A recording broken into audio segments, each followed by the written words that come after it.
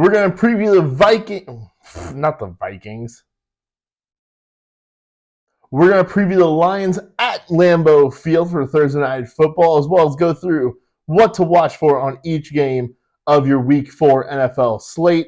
I am Matt Mormon. This is the ADP Average Dudes podcast. Thank you for joining us here this evening as we're going to go through each and every single one of this week's games and give you something to keep an eye on. Tanner's going to have your actual rankings and your starts and sits later on this week, but I'm going to give you a few things here just to keep an eye on as we head into Week 4, a quarter of the way through the NFL season once this week wraps up. That is absolutely crazy. It feels we were just drafting our teams and putting those together, but here we are, already a quarter of the way through. So let's dive right on in with the Detroit Lions at the Green Bay Packers. And for this one, because it's an outdoor game, I don't totally love all the Lions players in this one. Of course, you're starting Amon-Ra St. Brown. That's clear and obvious. But let's go position by position here and kind of match up these two teams. Jared Goff, to me, is kind of a fringe starting quarterback. I actually prefer Jordan Love in this game. If you're doing a FanDuel or a DraftKings single game lineup, I would rather play Jordan Love than Jared Goff in this one. I just kind of like what I've seen out of Jordan Love a bit more. Although I love what I've seen out of Goff. It's just outdoor games and Jared Goff don't always seem to mesh very well. Jordan Love is getting back Christian Watson in this one. He has not had his top receiver this entire season. I have not seen any news yet about Aaron Jones. So keep an eye out on that one. That would also potentially help Jordan Love too, give me another nice receiver out of the backfield in Aaron Jones. So I do prefer Love over Goff. I would rather start Justin Fields and Russell Wilson. As frustrating as that might feel, they are playing against each other, so both of them are getting an easy matchup in this week. And I'd rather start both those guys over Jared Goff. I think I'd rather start Fields than Love, but Love over Russ. So if you've got kind of those decisions to make, because those are two guys who you could have paired with other quarterbacks in Jared Goff and Jordan Love, I would still stick with Justin Fields over both of them. As icky as it feels and as frustrated as I've been with Justin Fields, I would still start him over both the quarterbacks in this one. I would also rather start Anthony Richardson in his return from the concussion against the Rams over Jared Goff. I'd actually rather start him over Jordan Love as well, and I would rather start Geno over Goff, but I would rather play Love over Geno Smith this week. On the running backs, Aaron Jones, you're playing him if you got him. If he is out there on the field, I don't think you're getting away from Aaron Jones in this one. He is just too good and too reliable. Although we do know this Detroit Lions defense is very good against the run. They have been for almost a full year now, I guess it is. So they really turned a corner and have been really good against running backs. And probably because of that, and probably just because I don't think he's very good anymore, A.J. Dillon, for me, you're avoiding him if you can. You might be forced into playing him because of injuries and whatnot. I would like to get away from A.J. Dillon, if at all possible. Jahmyr Gibbs, he's an easy start for me. Without question, I am putting him in my lineup against the Green Bay Packers. Christian Watson, I would like to sit him this week in his first game back for the Packers in this one. I just kind of want to see how this one goes first, and then we'll go from there moving forward. Like I said, Amon-Ra St. Brown's an easy start. I would also like to get away from Josh Reynolds if I can. There might be situations where you kind of can't, and you're forced to play him as your third receiver. Sam Laporta, that's a true starter right there. Tight end, that's lovely, that's wonderful. Luke Musgrave, I think is a streaming option this week. I'd play him over Kyle Pitts. I'd play him over Hunter Henry. I'd play him over Dalton Kincaid, Tyler Higbee, Jake Ferguson, a lot of those kind of low-end tight end ones. I would just go ahead and rather play Luke Musgrave in this game. So that's kind of your quick preview there of the Week 1 matchup, of the Week 4 matchup, Game 1. Here on the Thursday night football game between the Detroit Lions and the Green Bay Packers. All right, moving on to that Sunday slate now. We're going to kick things off with my Baltimore Ravens against the Cleveland Browns. And to me, we're going to look at the Browns side on this one. And what is Jerome Ford's grip on this job with Kareem Hunt looming?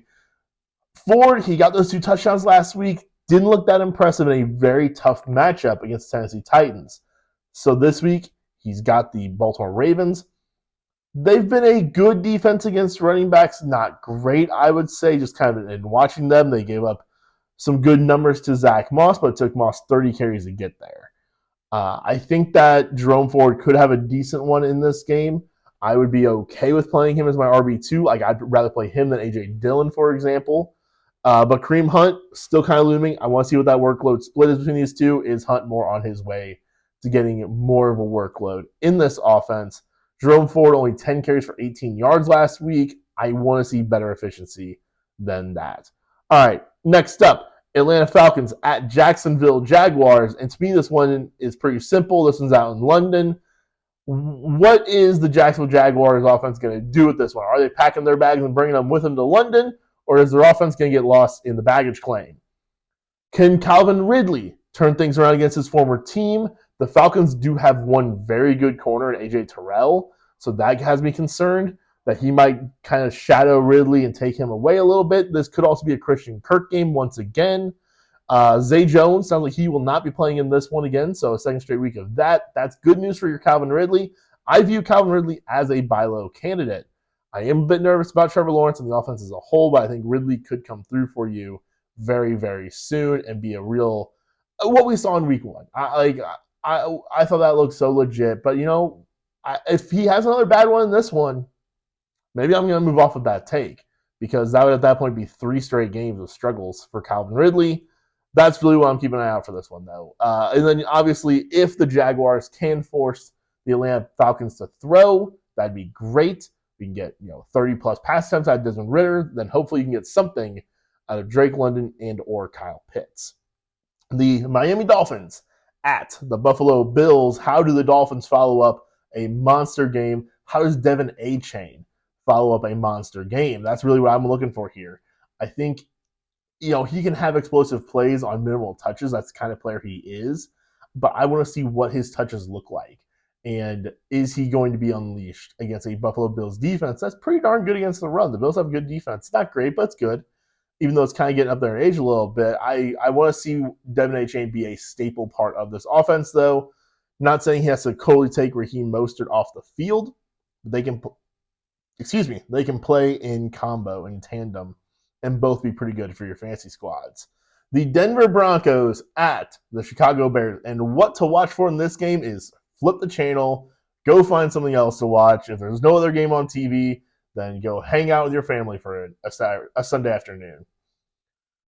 This one's going to be rough, but there's a chance there could be some fantasy goodness here. I mentioned Fields and Russ at the top when talking about the Thursday night football game.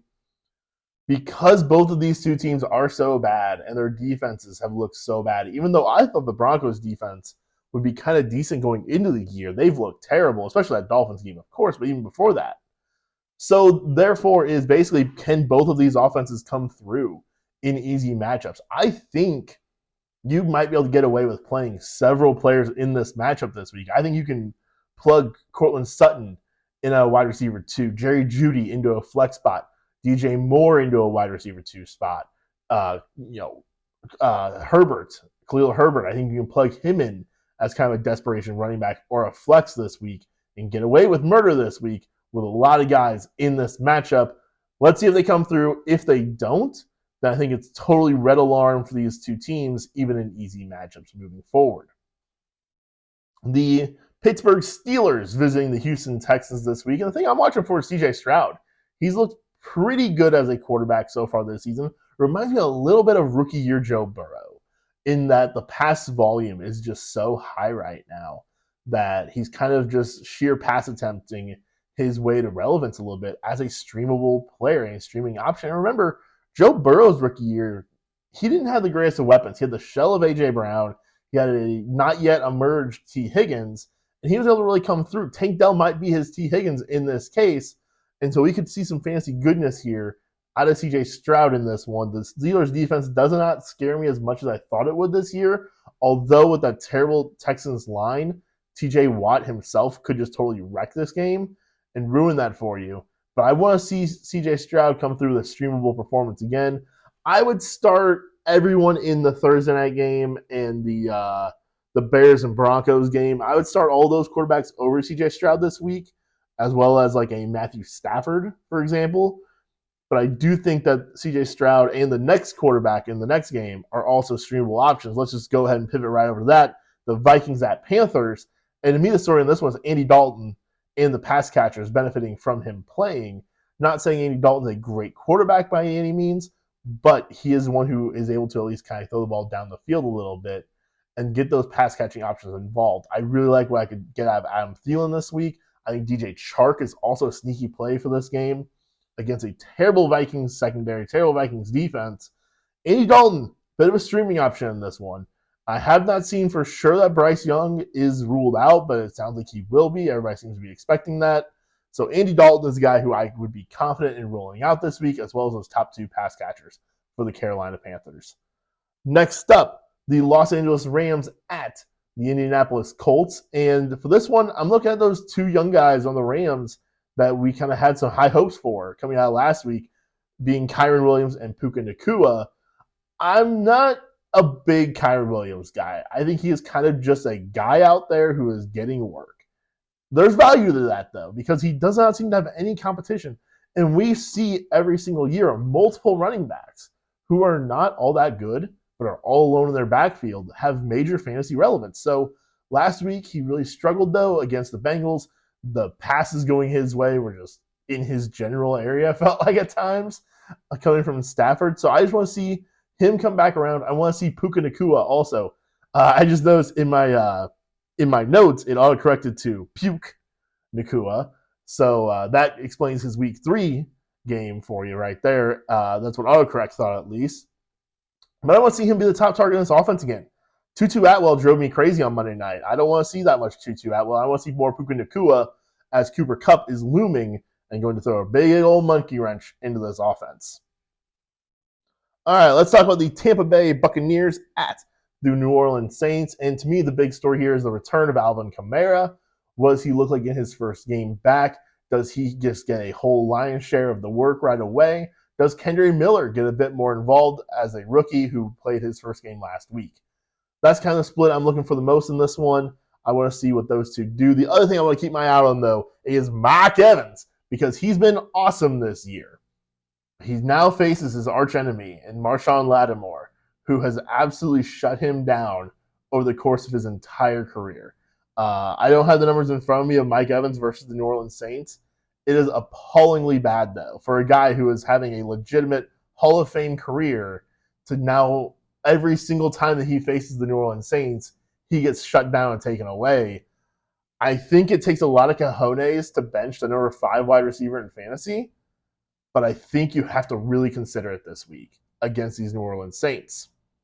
Next up is the Washington Commanders at the Philadelphia Eagles. And I've got one thing for each side on this one. Number one on the Washington side of things is Brian Robinson. We saw him have a bad game last week. I mentioned the what to watch for.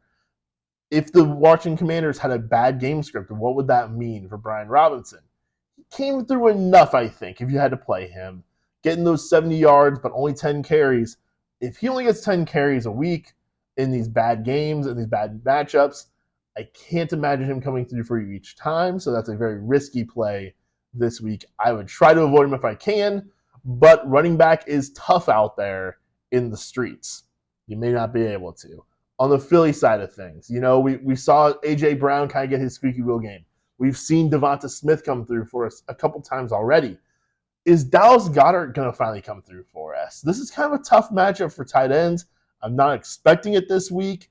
If you've got some streaming options, if you can pick up a Luke Musgrave for Thursday night, I think you might do that over Goddard. But I'm very concerned. I just want to see him finally take advantage and be a factor in this offense.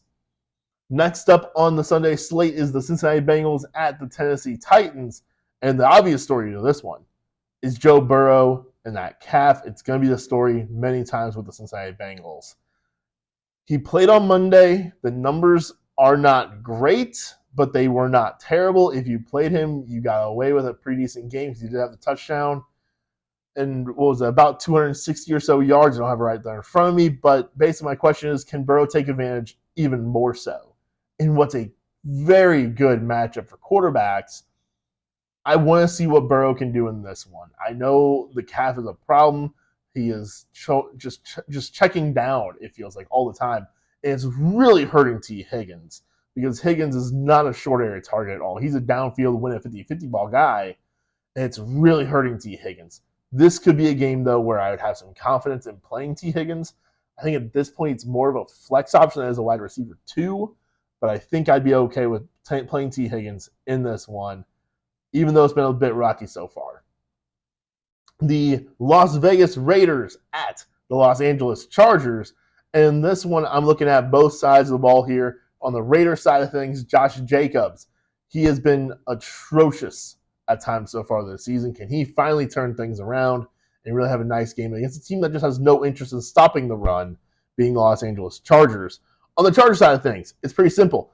Is this Quentin Johnston's come-out campaign, or is this going to be a Josh Palmer game? Personally, I think it's going to be Josh Palmer in this one. They then have a bye week after this game. I think then is the time for Quentin Johnston. So if you picked up Josh Palmer on the waiver wire, this is your week to play him. Plug him into that lineup. I actually think I'd prefer Josh Palmer over T. Higgins, who I just talked about in this one. Listen to Tanner tomorrow, talk to you about that one. He will have some better insight on that with his actual rankings. I think I'd play Josh Palmer there, though. And then Quentin Johnston, hey, if we can get something out of this game. I just saw a nugget come across the screen earlier about him getting more opportunities in this offense. I totally believe that will be the case. I'm just thinking it might be a week away still for him.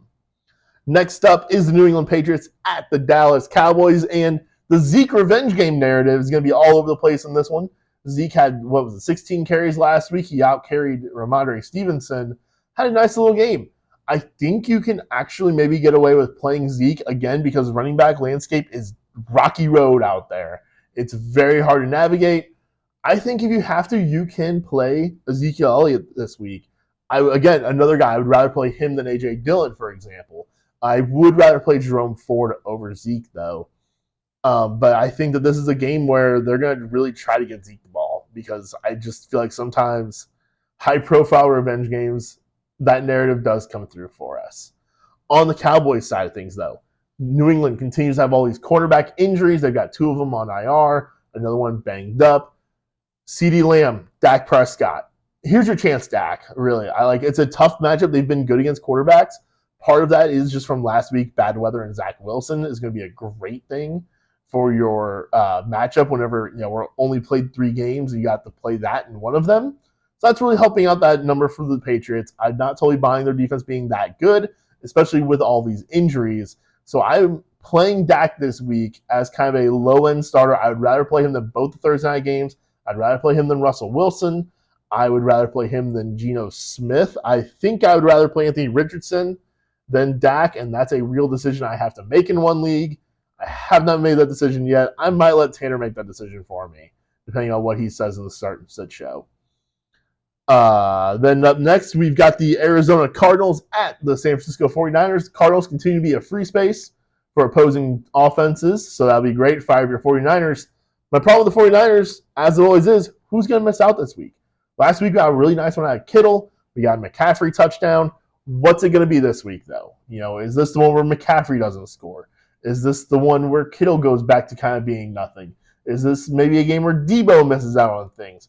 I have not seen an update on Brandon Ayuk's health, but that would obviously open up some more opportunity for everybody else if he is not in this week. On the Arizona side of things, can Josh Dobbs continue to operate a competent offense? I kind of think he can, and that's going to keep James Conner hanging around as an RB2 candidate. That's going to keep Hollywood Brown as a flex option for you. And I think there's even a chance that keeps Zach Ertz as a low-end streaming possibility. Not this week against the 49ers defense, but moving forward, it is just something to keep an eye on, how many targets Zach Ertz has been getting in this offense. It fell off last week. I kind of think it might come around this week, though. Sunday Night Football, the Kansas City Jets. Wow. We're going to try that one again here. Sunday Night Football, the Kansas City Chiefs at the New York Jets. And this is one that feels really weird. My thing to watch for with the Kansas City Chiefs, it's not Patrick Mahomes. It's not Travis Kelce. It's not even Isaiah Pacheco or any of the wide receivers. Is the Kansas City Chiefs defense the number 1 defense in fantasy this week? They've been pretty darn good. They've got 2 very good young corners, and they've been shutting down some receivers this year. I think the Chiefs, actually have the best defense they've had in the Andy Reid era. And they are scoring at a high clip, but they're kind of taking their time in doing so. Not really hitting those deep balls. We've seen teams take that away. Travis Kelce over the middle helps keep that defense a little bit more rested and not just back on the field quickly. I think they might be the number one defense this week, taking on Zach Wilson and the useless New York Jets. I would bench all of my Jets if I can. It's going to be really hard to get away from Breece Hall because, again, running backs are just tough. But it's a tough situation here with the New York Jets, and it could have been a lot different if that week 1 injury didn't happen. But it did. It's what we live in. They brought in Trevor Siemian. They're not making a quarterback change anytime soon. And so I think the Jets defense, I think the Kansas City defense might just be the number one defense this week. Monday Night Football this week is the Seattle Seahawks at the New York Giants. The Giants getting another primetime game, even though I do not want to watch that football team. My big thing to keep an eye on for this game, though, is targets for 2 players, one being Jackson Smith-Njigba. His targets have really fallen off. He only got 3 last week, 1 catch, 10 yards. It's not looking good. I don't know how much longer I can preach patience because we're going to start getting into bye weeks starting next week, and I do not want to drop JSN, but sometimes you get in that roster crunch, right, where you have to go pick up a new tight end. You have to go pick up a quarterback. There'll be a waiver wire running back that you want. It's going to get real tough real soon if he's only getting 3 targets per game. I know you drafted him with the plan of being the second half, but it's going to get real hard, and there's going to be some tough decisions real soon. Me and Tanner kind of went back and forth on this one earlier this week. I prefer Quentin Johnston as a stash over Jackson Smith-Njigba at this point. On the Giants side of things, I want to see a Darren Waller game. I was down on Darren Waller in the preseason, but he has just not come through at all for anybody who has him. I want to see if this could be a game where he can come through for your fantasy team. The Seahawks rank 15th against tight ends. They have not allowed a tight end touchdown yet this year, but they've allowed some decent yardage totals. So I want to see this be a Darren Waller week. It's been a couple weeks now since we heard too much about his hamstring problem. If he does have a good one, maybe that's a chance to sell high and swap him straight up for maybe even like a Sam Laporta. If someone's rather buying into the name recognition, the name value at that point. But that is what I'm keeping an eye out for on Monday Night Football. And that completes our Week 4 slate. So, best of luck, everyone, in your matchups in Week 4. Tanner's going to have those starts and sits for you along with his rankings later on in the week. Enjoy Thursday Night Football. It should be a good one. I talked about this last week. I feel like last year the Thursday Night Football slate just looked bad for a lot of it. I feel like a lot of times Thursday Night Football games kind of don't look that exciting on paper. I'm looking forward to this one, though. Detroit at Green Bay. I think I'm going to pick the Packers to get the win on this one. Tanner's going to love that. It'll be at Lambeau. It'll be a good time. I'm looking forward to it, everybody. So best of luck in your Week 4 matchups, and I will see you guys on the flip side of it.